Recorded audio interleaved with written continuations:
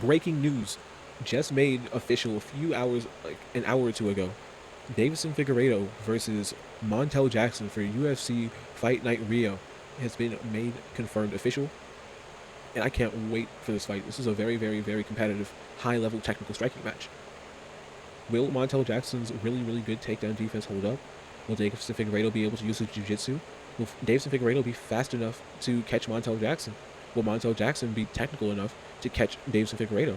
If Montel Jackson connects on Deiveson Figueiredo's chin, we know he has crazy power, especially in the first 2 rounds. Who knows what could happen? I think this is an absolute war of a fight and could really go either way. I think this is like whoever connects first is going to win. But we also got to know how healed up is Deiveson Figueiredo. He just got his knee injured. It's something you really do need to take into consideration, because a knee injury, especially at his big old age, is not good. He's like 35, 36 years old at bantamweight. Montel Jackson's in his prime. I don't think he's lost since the pandemic back in 2020.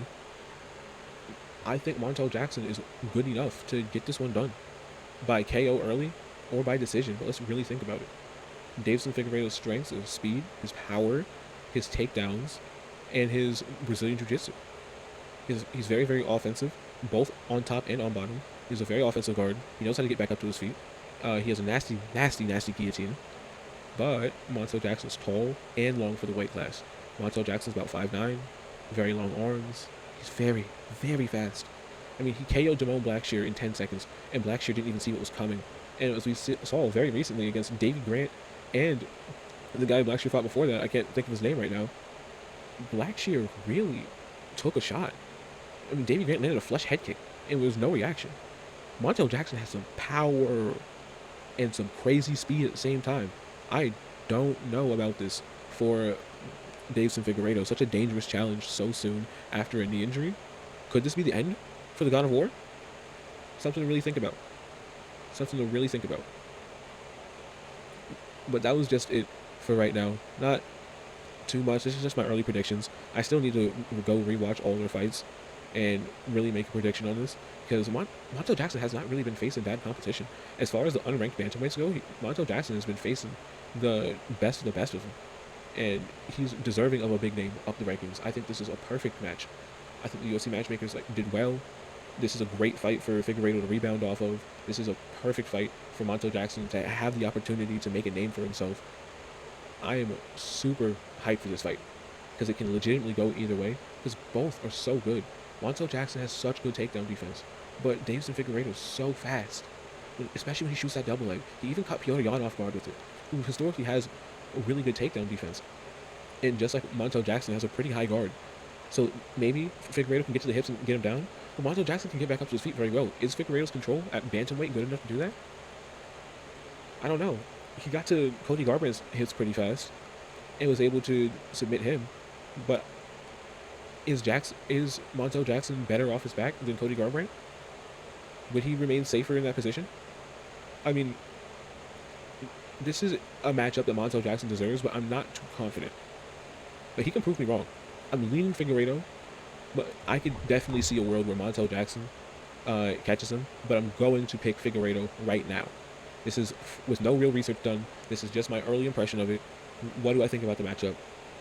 Figueiredo should be able to do it. But this is a long time since I can fight for the belt 2 times in 2 months. This might be a washed version of Figueiredo. But he looked so good against Jan. That was a year ago. By the time the fight will happen, that's about a year ago. So he's got to be like 36 or 37, nearing 37 at least. That's pretty old for a bantamweight. And Jackson's in the prime of his career. He's been looking good. He's going to have all the confidence. And I can always tell Montel Jackson's healthy when he's ready to fight, because he doesn't fight very often. Let me look at Montel Jackson's record real quick, actually, because I got to remember who else he fought. I know he fought Daniel Marcos off the top of my head. He fought Damone Blackshear, who's very talented and one of the very best grapplers and well-rounded people in the bantamweight division, and he smoked him in 10 seconds. I remember that. I remember he beat Daniel Marcos in his most recent fight. Daniel Marcos was 17-0 and undefeated. Granted, I thought he probably should have lost that decision to Davey Grant, but Davey Grant is on a run of his own right now. So let me look at Montel Jackson's record real quick.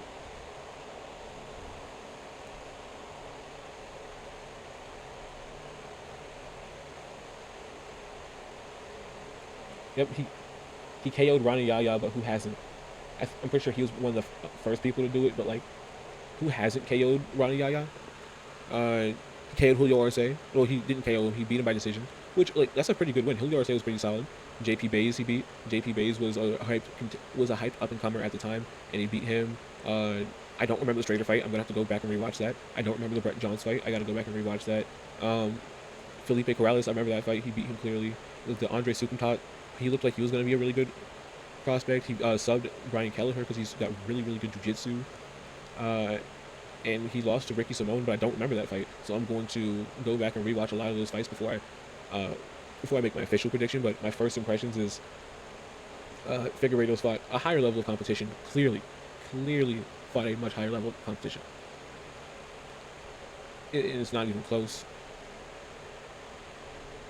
But Figueiredo's been looking shaky. This is a must-win for Figueiredo. But I just feel Jared Brooks, Tim Elliott, Joseph Benavidez, Alex Perez, Brandon Moreno, Rob Font, Cody Garbrandt, and Chito Vera are much higher levels of competition than what Montel Jackson's faced. But he looks so bad against Corey Sandhagen. I'm going to have to really think about it and really watch Montel Jackson's fights, because at the end of the day, styles make fights. Montel Jackson hasn't seen defeat since, hold on, when? I want to say it was 2020. Look that up real quickly.